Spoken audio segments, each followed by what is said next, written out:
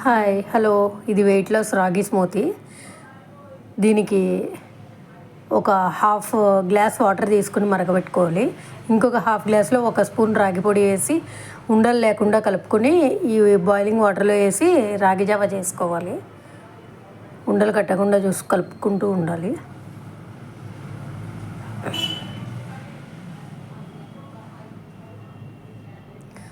ఈ రాగి జావ పూర్తిగా చల్లారనివ్వాలి. ఒక మిక్సీ జార్ తీసుకుని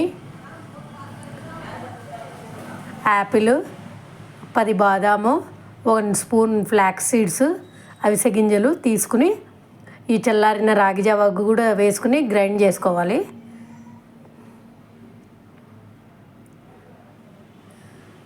నా దగ్గర డేట్ సిరప్ ఉంది, డేట్ సిరప్ వేస్తున్నాను. మీ దగ్గర తేనె ఉంటే తేనె వేసుకోవచ్చు.